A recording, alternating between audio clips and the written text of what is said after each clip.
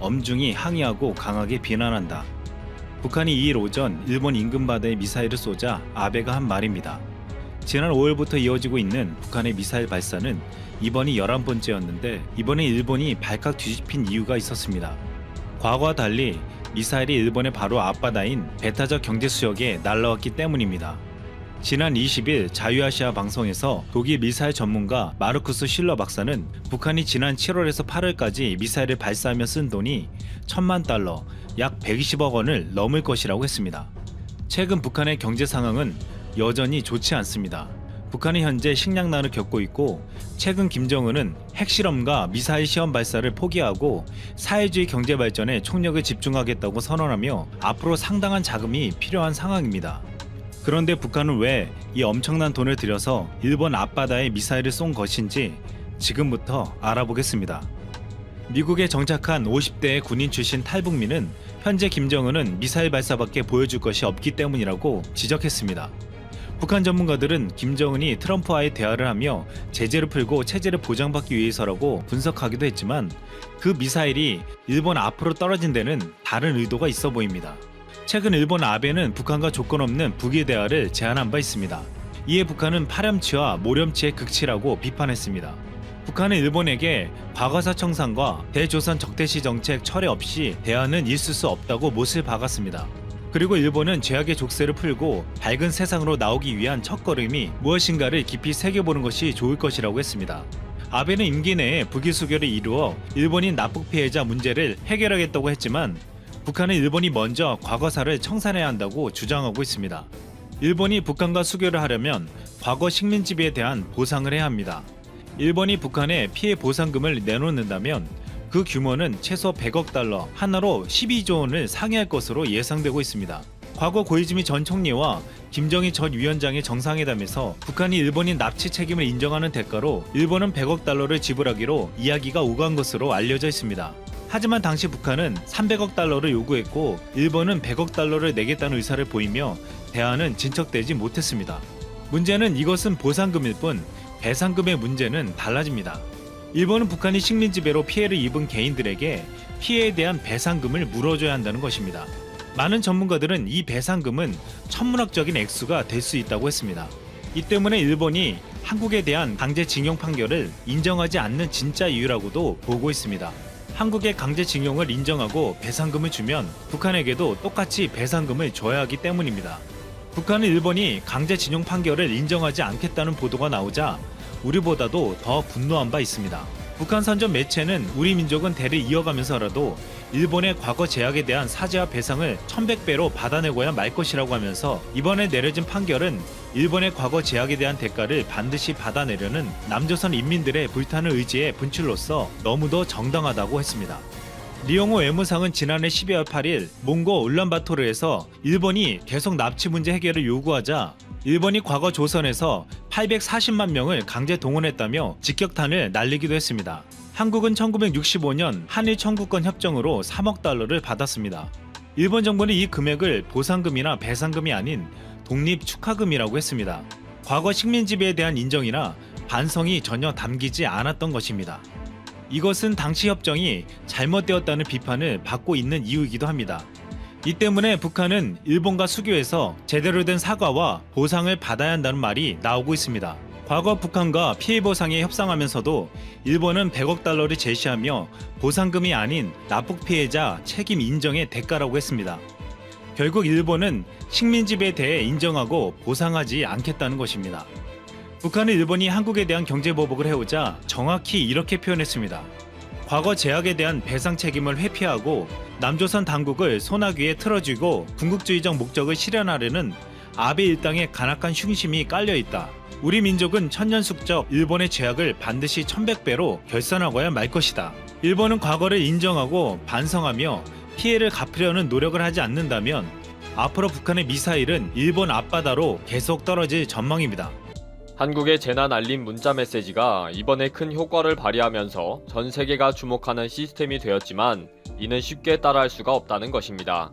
주로 개인정보 보호 차원에서 그렇습니다. 하고는 쉽고 하면 좋은 줄은 아는데 쉽게 못 따라하는 거죠. 알자지라는 C19를 추적한 한국의 스마트폰 앱은 윙윙거리는 것을 멈추지 않는다 라는 기사를 실었습니다.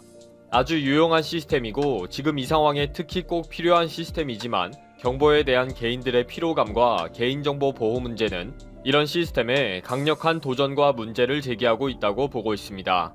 한국의 방역 시스템은 휴대폰의 앱을 활용한 기술을 많이 사용하는데 최종 판정자의 전파 경로는 온라인으로 게시되고 입국하는 여행자는 공항 도착 시에 다운로드해야 하는 앱에서 매일 증상을 보고해야 하는 정도입니다. 특히 스마트폰을 보유하고 있는 대부분의 사람들에게는 위치 기반 메시지를 통해 이미 전파되었던 지역 근처에 있을 경우에는 비상 메시지를 받습니다. 알자지라는 한국에서의 비상 문자 메시지는 긴급한 정보를 알려주는 기능 외에도 사회적, 문화적 압박을 가하는 효과도 있다는 것입니다. 그러나 매일 메시지가 계속 울릴 정도로 반복이 되면서 사람들은 피로해하는 경향을 보이기도 합니다. 때로는 귀에서 벌소리처럼 윙윙거리는 소리를 계속 듣기도 해서 어떤 경우에는 사람들이 정말 피곤해하기도 한다고 보도하고 있습니다. 알자지라의 취재에 의하면 많은 한국인들이 너무 자주 보낸다, 때로는 성가시다, 비상사태가 아닌 일상생활에서 많은 메시지를 받게 되면 도리어 무시하게 되기 때문에 효과가 없다 라고 했다고 합니다. 그러면 다른 나라에서는 분명한 효과가 있는 이 재난 문자 서비스를 어떻게 할 것인가? 지금 각 나라는 한국의 이 시스템에 대해 심각하게 고민을 하고 있다고 합니다. 가장 먼저 개인정보 보호 문제입니다. 한국에서 이미 최종 판정을 받은 사람의 경로에 대한 특정 세부 정보가 노출되면서 자신의 신원이 드러난 사례가 문제가 되고 있다는 거죠. 특정 호텔과 레스토랑 등의 이름을 온라인에 게재하는 것은 심각하게 개인정보를 보호하지 않는 문제로 보고 있습니다. 미국보다 한국 등 아시아권에서는 공공의 이익에 대한 주장이 있을 때는 프라이버시에 대한 요구가 아주 많이 낮다라고 보고 있는 것입니다. 그렇기 때문에 미국을 포함한 다른 국가들은 한국과 유사한 경보 시스템을 고려하지 않을 것이며 그 전에 한국의 방식이 완벽한 방법이었는지도 모르겠다 라고 하면서 알자지라의 분석 기사를 매듭지었습니다.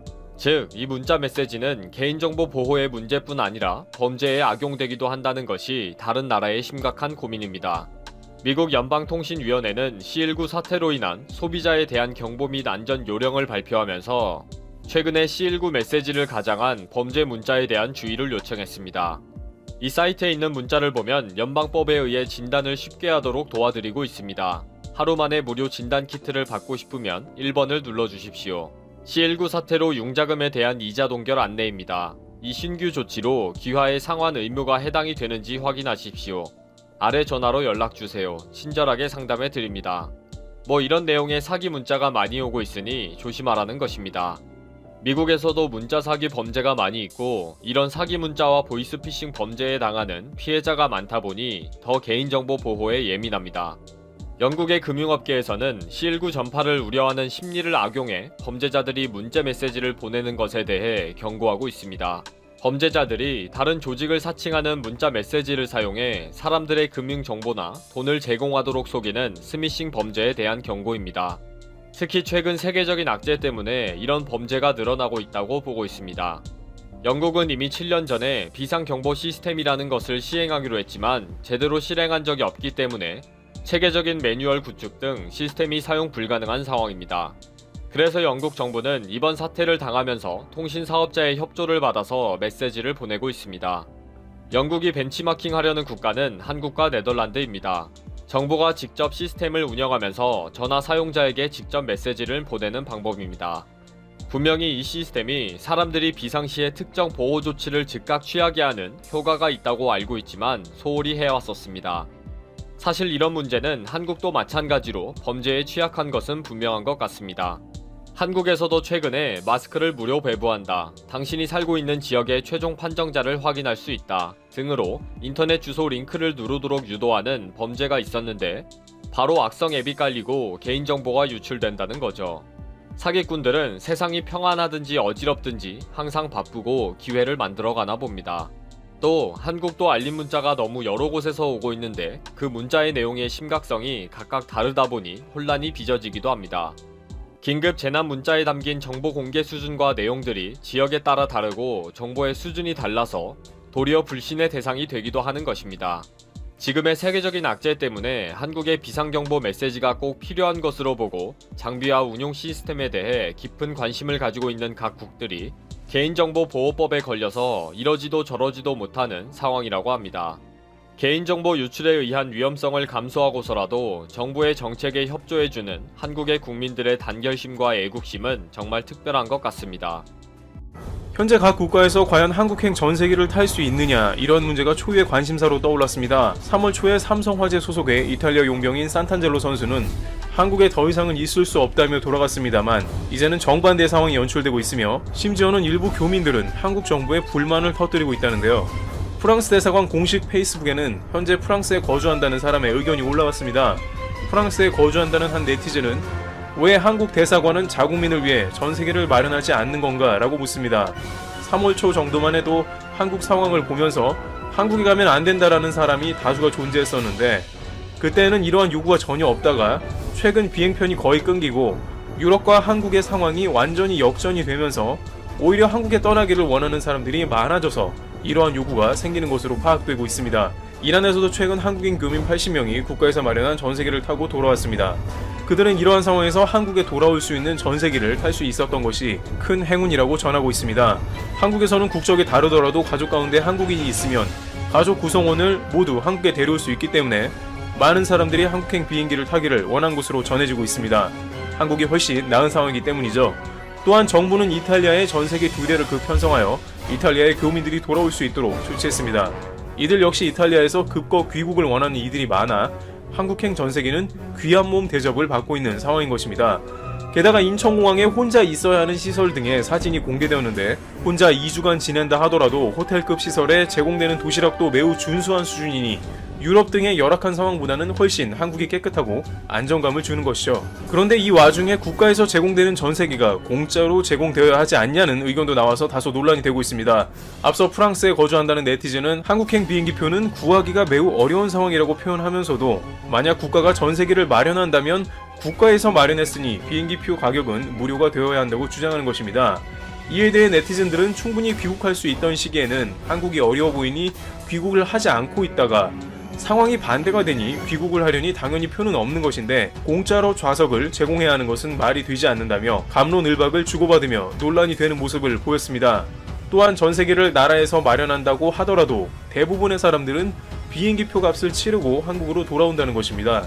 따라서 이러한 전세기 공짜표 주장은 말이 안 된다는 것이죠. 많은 사람들은 상황이 이렇게 된 것에 대해서 결국 한국이 대처를 잘하고 전세계 언론조차 한국을 모범 사례로 분류했고 실제로 한국은 최근에 급격하게 안정화 단계로 접어들며 이제는 유럽과는 비교할 수 없을 정도로 나아졌다는 것입니다.